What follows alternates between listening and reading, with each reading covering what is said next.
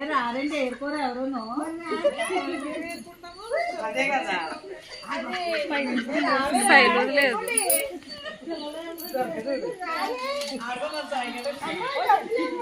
Hi అండి, welcome back to our YouTube channel. ఎలా ఉన్నారండి? బాగున్నారా? నేనైతే బాగున్నాను.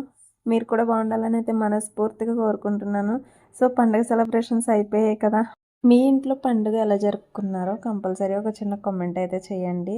సో నేను ఇదైతే భోగి రోజుని అంటే మా అత్తయ్య వాళ్ళ పాపకి భోగి పళ్ళు పోస్తున్నారని చెప్పేసి అయితే వెళ్ళాను. సో భోగి పళ్ళు ఎందుకు పోస్తారు, దానికి సంబంధించిన విశిష్టత ఏంటి అనేది నాకు తెలిసినవి చిన్న చిన్న టాపిక్స్ అయితే ఎక్స్ప్లెయిన్ చేస్తాను. నచ్చితే కనుక తప్పకుండా ఒక చిన్న లైక్ చేసి కామెంట్ అయితే చేయండి. తను మా తేజ అండ్ మా సిరి అనమాట, మా సిస్టర్స్ అనమాట. సో లేట్ చేయకుండా టాపిక్లోకి అయితే వెళ్ళిపోదాము. సో ఇట్లా ఫెస్టివల్ డే అంటే భోగి రోజునైతే జరుపుకునేది ముఖ్యంగా చిన్న పిల్లలకి భోగి పళ్ళు అనేది పోస్తారు కదా. ఆ రోజైతే ఇంకా ప్రతి ఒక్క మెంబర్ని రమ్మని చెప్పేసి ఇంటి దగ్గర పాపకైతే భోగి పళ్ళు పోయడం అయితే జరుగుతుంది. భోగి పళ్ళు ఎందుకు పోస్తారు అనేది నేను ఒక్కొక్కటిగా ఎక్స్ప్లెయిన్ చేస్తాను. నాకు తెలిసినంత వరకు మన హిందూ ధర్మం చాలా గొప్పది. పిల్లలకు భోగిపళ్ళు పోయడం వలన కొన్ని ప్రయోజనాలు అయితే ఉంటాయి. చిన్నపిల్లలకి నరదృష్టి ఉన్నా, గ్రహపీడనాలు ఉన్నా ఇటువంటి కలిగినప్పుడు ఇవి భోగిపళ్ళు ఎప్పుడైతే పోస్తారో అవన్నీ కూడా తొలగిపోతాయి అన్నమాట. తలపై భాగంలో బ్రహ్మరంధ్రం అంటే నార్మల్గా చెప్పాలంటే ఆస్పట్ అని చెప్పేసి అయితే అంటారు. అలా తలపై భాగం నుంచి భోగిపళ్ళు పోయడం వల్ల వాళ్ళకి అంటే పిల్లల్లో జ్ఞానం అనేది పెరుగుతుంది అని బాగా నమ్ముతారు. రేగిపళ్ళను పిల్లల తల మీద పోయడం వల్ల శ్రీమన్నారాయణ దివ్య ఆశీస్సులు ఉంటాయని కూడా నమ్మొచ్చు. సూర్య భగవానుడి ఆశీస్సులు పిల్లలకు లభించాలని భోగిపళ్ళు అయితే పోయడం జరుగుతుంది. ఒక భోగిపళ్ళు మాత్రమే కాకుండా అంటే రేగుపళ్ళు మాత్రమే కాకుండా వాటిలో బంతిపూల రేకులు అండ్ చిల్లర నాణ్యాలు ఇటువంటి కలిపి కూడా వేస్తారు. వాటికి కూడా ఒక సైంటిఫిక్ రీజన్ అయితే ఉంటుంది. బంతిపూల రేకలను వాడటం వల్ల కూడా పిల్లలకు చుట్టుపక్కల ఉండే క్రిములన్నీ మాయమైపోతాయి. ఎందుకంటే బంతిపూలకు ఉన్న ప్రాథమిక లక్షణం క్రిములను చంపడమే కదా. సో చర్మ సంబంధమైన ఎటువంటి వ్యాధి నుంచైనా ఉపశమనం లభించే లక్షణం ఉంటుంది కాబట్టి బంతిపూ రేకలను కూడా కలపడం జరుగుతుంది. సో ఇప్పుడు వరకు అయితే నాకు తెలిసిన టాపిక్స్ అయితే చెప్పాను. అంటే పిల్లలకి ఏ రకంగా మంచిదనే టాపిక్స్ అయితే చెప్పాను. దీనికి సంబంధించి ఒక కథ కూడా ఉంది, మన పెద్దవాళ్ళు చెప్పేదే. నాకు మాత్రం ఏం తెలీదు, వాళ్ళ ద్వారానే నేను తెలుసుకున్నాను. సో కథ నచ్చితే కనుక తప్పకుండా ఒక చిన్న లైక్ అయితే చేయండి. సో రేగు పండ్లను బదరీ ఫలం అని కూడా పిలిచేవారంట. నరనారాయణులు ఈ బదరీ వృక్షం కింద అంటే రేగు చెట్టు వద్ద ఆశ్రమాన్ని ఏర్పాటు చేసుకున్నారంట. ఆ ఫలాలన్నీ తింటూ తమ తపస్సుని కొనసాగించేవాళ్ళంట ప్రతిదీ. మరికొందరైతే నరనారాయణులు శివుణ్ణి ప్రసన్నం చేసుకోవడానికి బదరిక వనంలో ఘోర తపస్సు చేస్తున్న టైంలో దేవతలు వారి తల మీద నుంచి బదరీ ఫలాల్ని అంటే రేగుపళ్ళను కురిపించారంట. మన దక్షిణ భారతదేశంలో సంక్రాంతి నాటికి అంటే ఈ రేగుపళ్ళు అందుబాటులోకి వచ్చే టైంలో చిన్నపిల్లల దగ్గర నుంచి అంటే ఒక 5 సంవత్సరాల లోపు పిల్లలందరినీ కూడా నరనారాయణుగా భావించి భోగి పండ్లను పోసే సాంప్రదాయం వచ్చిందని చెప్పుకుంటారు. భారతదేశ వాతావరణానికి తగినట్లుగా రేగు చెట్టు అంటే చాలా ఒడిదుడుకులను అయితే ఎదుర్కొంటుంది కదా రేగు చెట్టు అయితేనే. ఫర్ ఎగ్జాంపుల్ అయితే ఒకటి చెప్తాను. -15 డిగ్రీల నుంచి విపరీతమైన అంటే 50 డిగ్రీల వరకు కూడా ఎలాంటి ఉష్ణోగ్రతనైనా తట్టుకుని నిలబడుతుంది రేగు చెట్టు అయితే. దానికి అంత ప్రాధాన్యత ఉంది. సో అప్పటి నుంచి ఈ సాంప్రదాయం అనేది పుట్టుకొచ్చింది. నాకు తెలిసిన కథ అయితే ఇది. లాస్ట్ ఇయర్ అయితే ఇప్పుడు పెద్ద పేచీ అయితే పెట్టట్లేదు, కానీ లాస్ట్ టైం అయితే మాత్రం చాలా పేచీ పెట్టేసిందంట. ఇంకా చిన్న పిల్ల కదా, అప్పుడు కొంచెం గందరగోళంగా అనిపించేసి పిల్లలైతే బాగా పేచీ పెట్టేస్తారు. సో ఇప్పుడు లాస్ట్ ఇయర్ అయితే అంతగా అయితే అంటే తను ఎంజాయ్ చేస్తుంది అనమాట. అలా ఒక్కొక్కరు అయితే భోగి పళ్ళని నెత్తి మీద నుంచి వేయటం కూడా తనకి మంచిగా అనిపించి ట్రీట్ చేస్తున్నారు కదా. ఇంకా చిన్న టైంలో కూడా తను ఎంజాయ్ చేస్తుంది అనమాట. దాంట్లో చిల్లర నాణ్యాలు, రేగుపళ్ళు, చాక్లెట్స్ కలుపుతారు కదా, అవి ఇంకా చిన్నపిల్లలు అయితే ఇంకా ఎంటర్టైన్మెంట్గా ఉంటుంది. అయితే అందరూ పెద్దవాళ్ళే కదా అని చెప్పేసి పెద్దవాళ్ళు కూడా ఆ గేమ్లో పార్టిసిపేట్ చేశారనమాట. ఈ వీడియో అయితే భోగి రోజు ఈవినింగ్ అయితే తీసాను. నేను అనుకున్న వెంటనే అంటే భోగి రోజు వీడియో భోగి రోజు అప్లోడ్ చేసేసి సంక్రాంతి డే అంటే నేను చాలా ఎక్స్పెక్టేషన్స్ అయితే పెట్టేసుకున్నాను. అది ఎలా అంటే అమ్మ వాళ్ళని పిలిచాను, అక్క వాళ్ళని పిలిచాను, ఇలా మా ఫ్యామిలీ మెంబర్స్ అందరినీ కూడా పిలిచాను అనమాట. బావుంటుంది కదా! అందరూ ఇంట్లో ఉంటే. అంటే ఇయర్‌కొకసారి కదా అందరం కలిసేది. అందరూ ఇంట్లో ఉంటే బావుంటుంది కదా! మంచిగా వెళ్తుంది కదా! డే అయితే అని చెప్పేసి అనుకున్నాను. బట్ ఒక్కొక్కళ్ళు ఒక్కొక్క కారణాల వల్ల ఆగిపోయారు.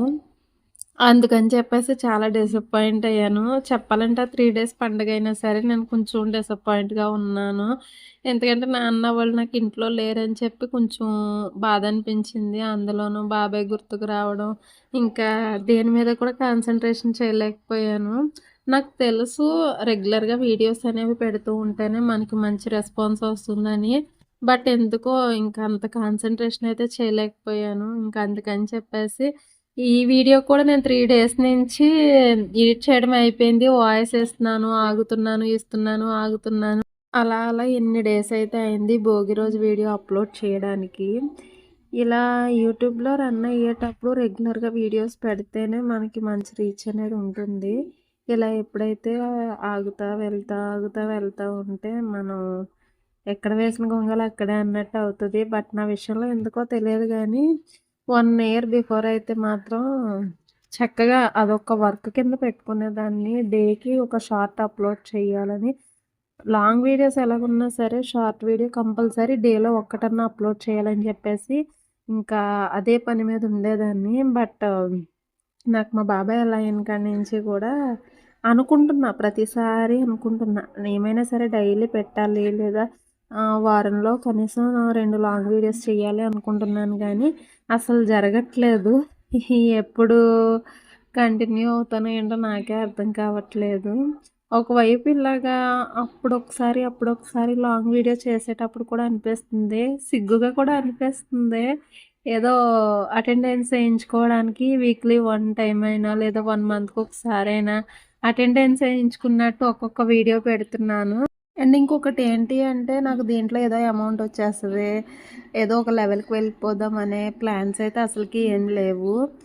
నేను ఒక 10 ఇయర్స్ తర్వాత నెక్స్ట్ 10 ఇయర్స్ తర్వాత నేను ఇట్లా అయితే ఉండను కదా! కొంచెం చేంజ్ అయిపోతాం కదా!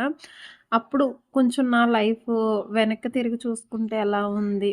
మా పాప వాళ్ళు చూస్తే ఎలా ఉంటుంది? ఇలాగా నా ఫ్యామిలీ మెంబర్స్ చూస్తే ఎలా ఉంటుందని ఒక చిన్న మెమొరీ ఉండాలని చెప్పేసైతే నేనిట్లా చేస్తున్నాను. అన్నీ బావుండి నాకు మానిటైజేషన్‌కి ఎలిజిబుల్ అన్నీ అవుతే అప్పుడు కాన్సంట్రేషన్ పెరిగితే కనుక నేను వీడియోస్ మీద కొంచెం నాలెడ్జ్ అయితే పెట్టి తీయాలనే హోప్ అయితే ఉంది. బట్ అంతకు మునుపైతే మాత్రం నాకేదో వచ్చేస్తది చెయ్యాలి. దాని మీదే డిపెండ్ అయ్యి ఉన్నానని ఏం లేదు.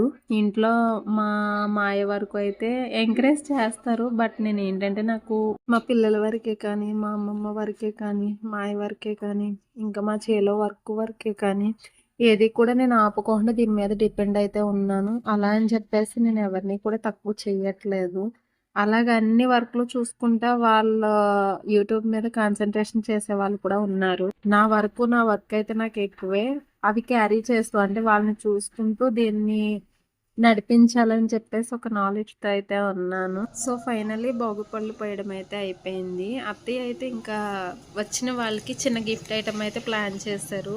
ఒక స్మాల్ బాక్స్‌లో అయితే 2 hair bands, 2 clips, hair pin, sari pin ఇలా మంచిగా ప్లాన్ చేశారు. చాలా సింపుల్‌గా ఉంది. నార్మల్‌గా అయితే వచ్చిన వాళ్ళకి భోగిపళ్ళు అండ్ దాంట్లో వాళ్ళ లక్ కొలిది దొరికిన చిల్లర నాణ్యాలతో తీసుకుని ప్రసాదంగా అవి తీసుకుని అయితే వెళ్ళిపోతారు.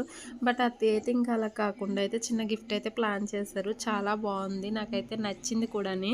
సో ఒక్కొక్కరిగా పాపను బ్లెస్ చేసి అయితే వెళ్ళిపోయారు. ఇంకా ఈరోజు లాస్యకి అయితే చాలా దిష్టి కూడా తగిలేసి ఉంటుంది. అది కూడా ఎందుకు అంటే మా చెల్లి అయితే సౌండ్ బాక్స్ అయితే తీసుకొచ్చింది. దాంట్లో ఒడియమ్మ బంటి సాంగ్ పెడుతుంటే లాస్యకి చాలా ఇష్టం అనమాట. మంచిగా ఎంటర్టైన్ చేసేసింది అందరినీ కూడా. చక్కగా డ్యాన్స్ వేసేస్తా చాలా ఎంటర్టైన్ చేసేసింది. సో ఇదేంటి వీడియో. మీకు కనుక ఈ వీడియో నచ్చితే ఒక చిన్న లైక్ చేసి కామెంట్ చేసి మన ఛానల్ కొత్తగా చూసే వాళ్ళకి సబ్స్క్రైబ్ అయితే చేసుకోండి. మరిన్ని వీడియోస్తో మళ్ళీ కలుద్దాం. ఉంటానండి. బాయ్.